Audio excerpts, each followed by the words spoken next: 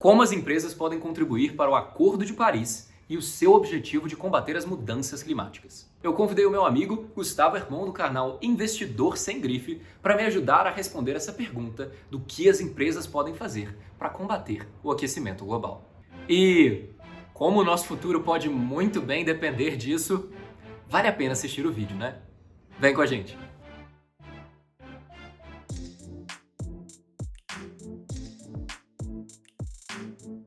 Olá, seja bem-vindo ao Nick Internacional. Meu nome é Bernardo Nicolau, eu trabalho com Direito e Política Internacional há 6 anos e hoje estou aqui com um super convidado, Gustavo Hermon, do canal Investidor Sem Grife. Gustavo, você é presente para o pessoal? Fala, gente, tô muito feliz de estar aqui nesse canal que eu tô sempre acompanhando, maravilhoso, de verdade. Esse cara é uma das pessoas que mais tem conhecimento de uma forma macroeconômica, assim, realmente bizarra, então é um prazer muito grande estar aqui. Eu fico muito feliz de ouvir isso. Investidor sem grife, mas com muito cacife, então eu recomendo que vocês assistam o canal dele depois desse vídeo também. No vídeo de hoje nós vamos falar sobre como as empresas podem contribuir para o Acordo de Paris.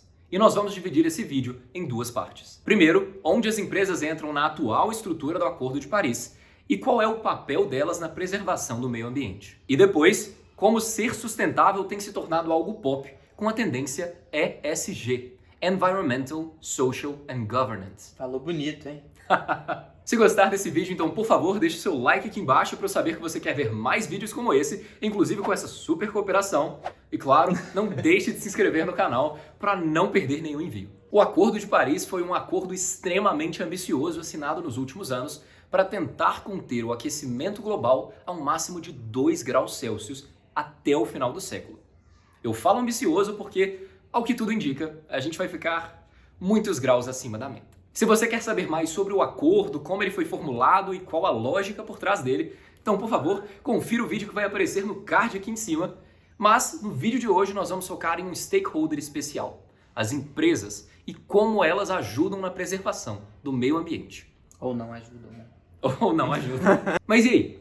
Onde as empresas entram no Acordo de Paris? E eu acho que a primeira coisa que a gente pode começar falando aqui sobre o Acordo de Paris, um pouco mais na minha área aqui de empresas, é que, diferentemente do que muitas pessoas acreditam, esse acordo não é entre países apenas ali. Uma parte muito importante desse acordo são as empresas, porque as compras de CO2, de créditos de CO2, né, são feitas pelas empresas, né? Então, uma empresa às vezes produz um pouco mais de CO2 que a outra, então ela tem que comprar crédito para fazer essa compensação. Então, as empresas têm parte fundamental nesse processo.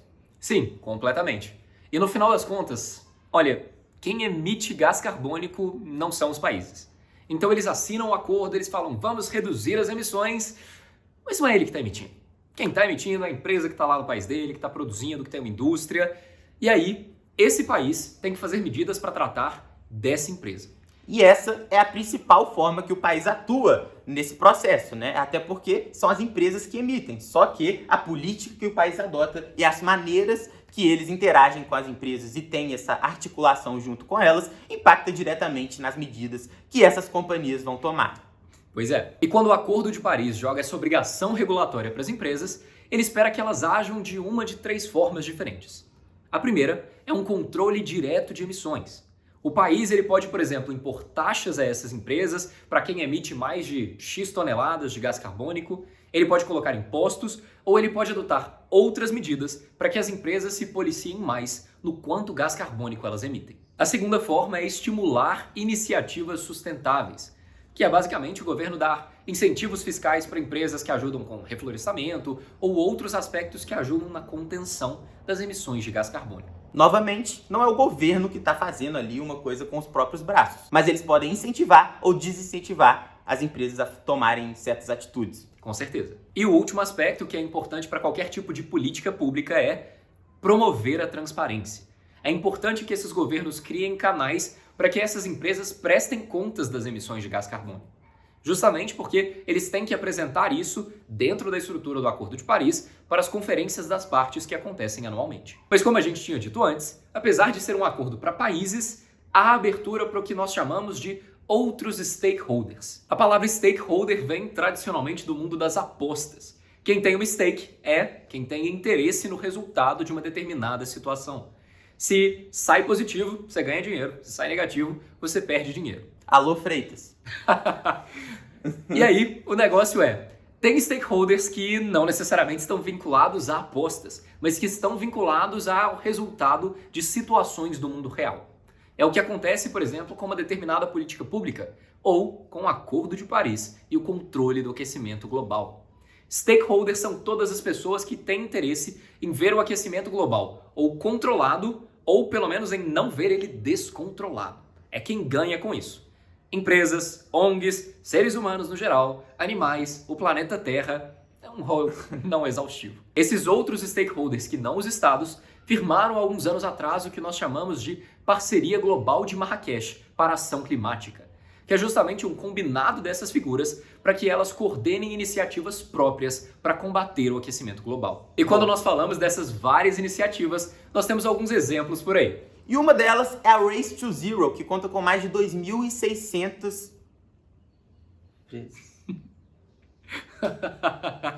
É porque 2.600 empresas, 160 investidores, 700 cidades. Isso. 2.600 empresas, Race to Zero. Boa. Race to Zero. E entre essas várias iniciativas, nós temos alguns ótimos exemplos. A citar um deles, temos o Race to Zero, que conta com mais de 2.600 empresas, 708 cidades e mais de 160 investidores. Outro desses projetos é o Ambição Empresarial para 1,5 graus Celsius, que é um conjunto de empresas que fizeram um acordo para tentar conter o avanço da temperatura média global em até 1,5 graus Celsius. E vale enfatizar que esse grupo conta com mais de 500 empresas que juntas totalizam mais de 13 trilhões em valor de mercado. Não é brincadeira não. Não, 13 trilhões é mais do que o PIB do Brasil. E até aqui no Brasil a gente tem umas iniciativas bem legais.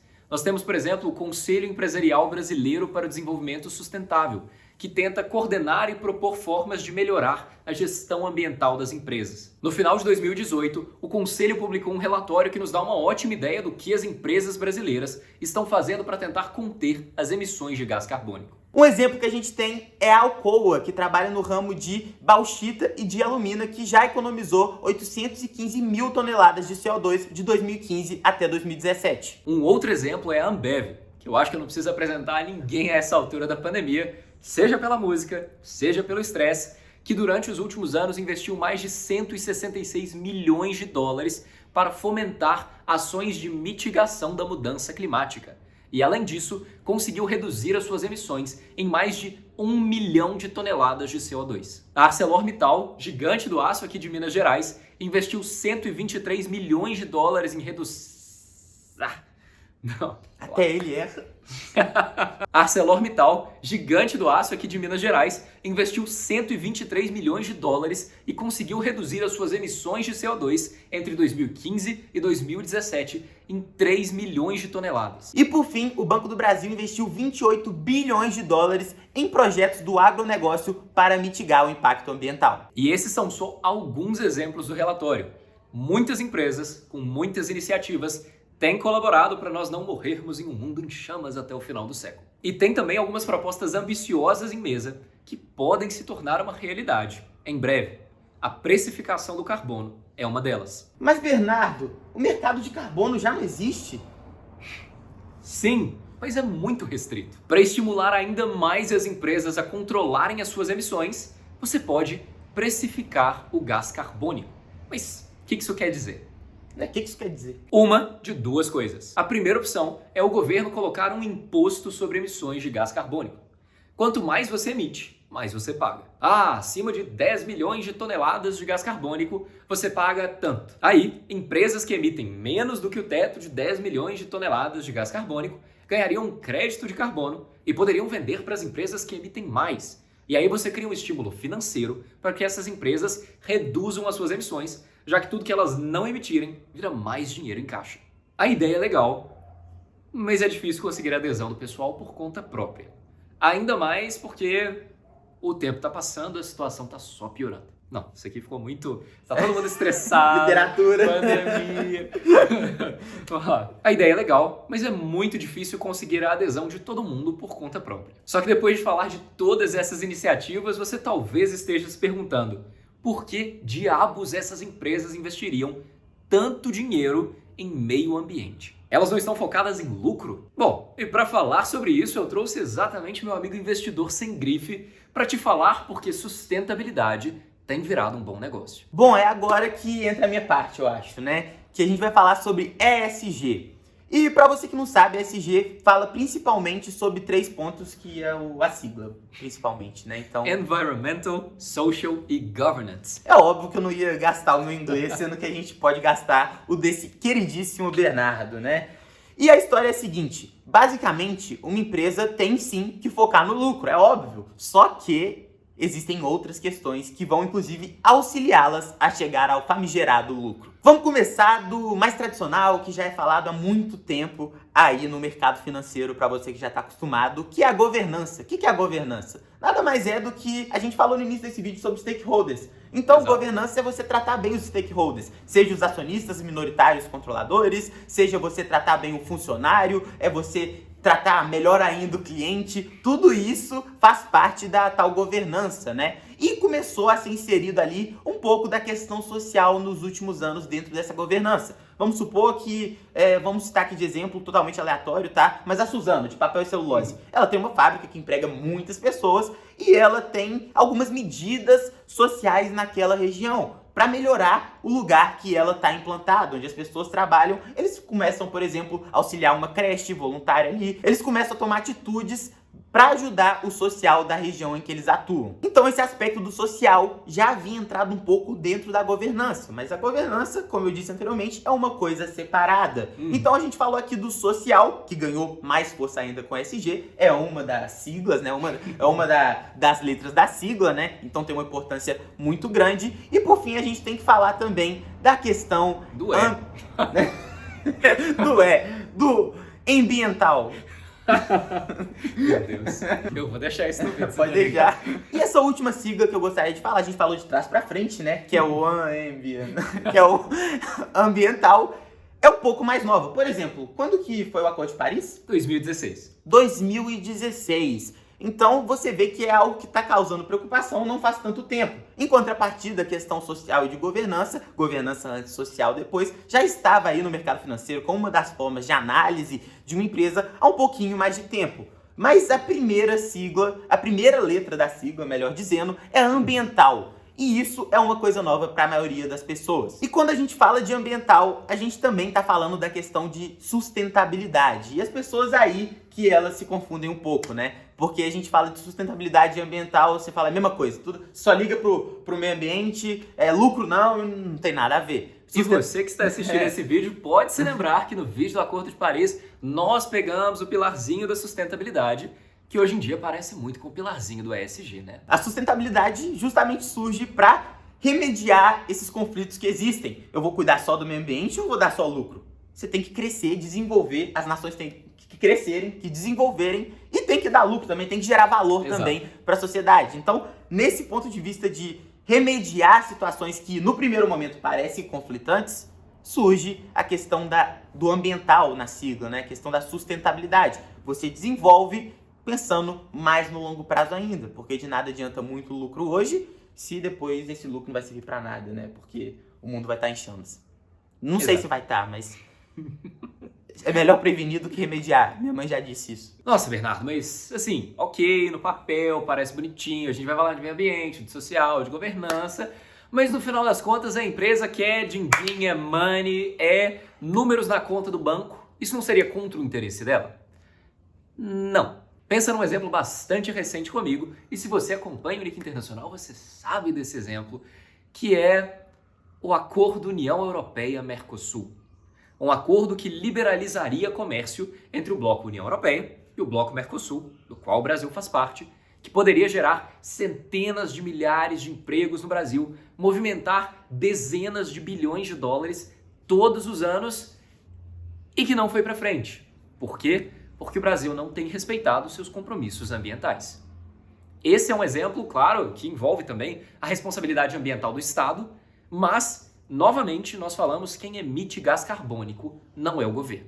Quem emite gás carbônico são as empresas, e se essas empresas têm uma consciência maior e correm mais atrás da preservação ambiental, elas recebem impactos positivos, inclusive das suas parceiras no exterior. E mais do que isso, galera, agora sustentabilidade é pop. E agrega valor. Quando você está vendendo um produto, e eu acho que o Gustavo pode falar disso até melhor do que eu, não é exatamente sobre o valor intrínseco àquele produto que incorpora o material, nem só o trabalho.